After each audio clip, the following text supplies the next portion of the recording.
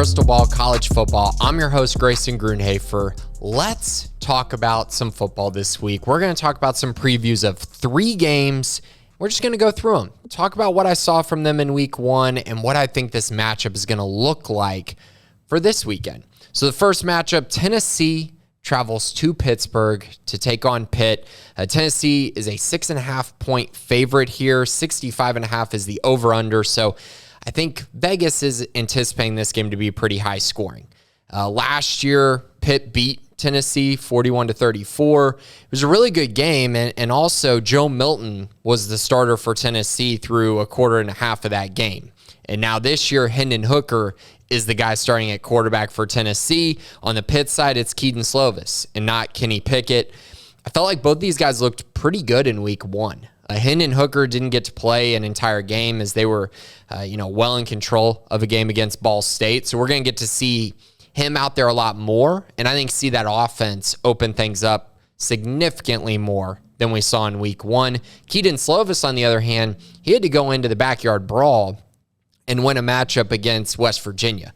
And I felt like that was one of those games that was, one of the best games of the first week of the year. And Slovis played really well. 308 yards and 1 touchdown, 16 of 24 throwing the football. I felt like he was calm, cool, and collected. And he led a game-winning drive, or game-tying drive, that ended up being the difference in that game. So he performed pretty well in his first action as the Pitt starting quarterback. Pitt got pushed in that game a little bit, though. And so I will say, I think the more that I look into this, the more I'm looking at a team that's probably going to be a little bit fresher versus a team that might be a little bit tired, even though they got to play on a Thursday. That was a very physical game against West Virginia, whereas Tennessee got to take essentially 2 quarters off against Ball State. I think in general, both defensive lines are probably going to dominate the other offensive line. Tennessee did not have a good offensive line a year ago, and I still think there's a question there. I still think when they play good defensive lines, they will have some issues giving up sacks, and Pitt has a pretty good defensive line. On the flip side, what I saw from Pitt in week 1 against West Virginia, they did not block very well up front at all. And I think Tennessee, even though last year their sack numbers weren't high, their tackles for loss were top 10 in the entire country. And for that reason, I think it's positive regression, right? I think that Tennessee is going to be a much better team getting into the backfield and getting sacks, mainly because I look at that tackles for loss number and I see a team that is creating havoc. It just didn't happen to go their way as far as getting to the quarterback. I expect that to change this year, particularly in this matchup against Keaton Slovis. I will also say I think Hendon Hooker's ability to avoid a pass rush and create plays outside of the pocket is going to be key for Tennessee in this game.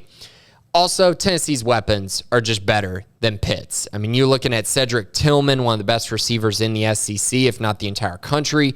Brew McCoy, he got eligible. He got to play week 1, made a little bit of an impact. Jalen Hyatt is very good at receiver as well. And then Jabari Small, their running back, kind of is that two-headed monster with him and Hendon Hooker running the football.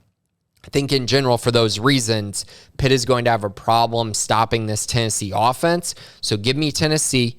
-7. I think they're going to win this, or -6.5. So I think they're going to win this game by at least a touchdown or more. I feel really good about this Tennessee team after what I saw in week 1. They just look like a team that's ready to roll once again, and that offense is going to be very prolific once again this year. Moving on to the next matchup, Houston traveling to Lubbock to take on Texas Tech. Tech is a 3-point favorite here. The over-under is 65.5. I'm not going to lie. When I saw Tech as a 3-point favorite, I was surprised, but also not really. Like, when I watched Houston play this past week, they gave up 337 passing yards to Frank Harris, the UTSA quarterback. Now, Frank Harris is pretty dang good. UTSA runs a very good offense, but now they're about to play Zach Kittley. And Kittley can flat out coach quarterbacks and he can flat out coach a passing game. And even though they don't have Tyler Shugg for the next 3 to 6 weeks, they do have Donovan Smith, who was really, really effective last week against Murray State. I think he's going to be just fine. He's got great weapons with Taj Brooks and Jaron Bradley and Loic Fungi. They have really good weapons, and it's an exciting offense that's going to throw the football a ton, and they're going to put up points. So it really is a matter of, do I think Houston can get stops here? And the area where I think they will stop Tech is running the football. I don't think Tech's going to have a ton of success running the ball against this Houston front, but I do think Tech will have some success throwing the ball. On the flip side, for Houston, Clayton Tune, he looked very solid. He looked polished as a passer. His numbers weren't ridiculous, but he moved the offense really well. He obviously scored the last 2-point conversion to win the game. He looks like a leader and an anchor for this offense. The problem is they didn't run the ball very well. And I think against Texas Tech, you need to find a way to run the football a little bit better. They only averaged 3.2 yards per carry against UTSA, and now they're going to have to go to Lubbock and find a way to run the ball. And I just don't know if it's there. I think losing Alton McCaskill has actually been big for them. And even though I saw them play and I felt like, guys like Brandon Campbell and Tajon Henry could make up for that, I don't know if they can quite yet. And I don't know if that offensive line is good enough to allow them to move the ball efficiently enough running the ball. So it's all going to rely on Clayton Tune. And so now you're talking Clayton Tune versus the passing attack of Texas Tech. Give me Texas Tech. I think Tech's going to win this game. I also think take the over here. 65.5, yeah. There's going to be more points than that in this game. I think both teams are going to be able to score in the 30s, but ultimately, I think Tech's offense is just a little more explosive at this point than Houston's, but I expect a very, very good showing by both teams in Lubbock on Saturday. The final preview of this week in part 1, we're talking Kentucky at Florida. Florida is a 4.5-point favorite, 52.5 over-under in this game. This is one of the more fascinating games because it's one of those things where I look at Florida and I see a team that just had probably the most physical game of week 1. And now they're expected to bounce right back and face a top 25 Kentucky team the next week. Good news is they get them at home. That's a positive, of course. But I think in general, their depth is actually going to get tested in this matchup against the Wildcats. So very curious if they have a hangover or if they just are a really good team and they're able to continue this momentum that they have. I question Florida's passing attack in general. I just don't love their receivers. I don't think it's going to be an efficient passing attack all year. But what I do trust is them running the football. I absolutely trust that. 283 yards rushing and 4 touchdowns. They averaged 7.3 yards per carry against a Utah front that many people thought was going to be really, really good coming into the year. And I still think they are going to be really good. But Florida's offense line was just better. And they were able to run the ball extremely effectively. Also having a running quarterback as elite as Anthony Richardson definitely helps in that matter. Now, as far as Kentucky goes, I have real problems with what I saw from Kentucky, and I don't know if they're going to be able to solve them without Chris Rodriguez, their star running back, who might not play again this week. But without him, their run game was horrific. Against Miami of Ohio, they averaged 1.9 yards per carry. And this is a team that was built last year around running the football and this physical mentality. I didn't see it at all.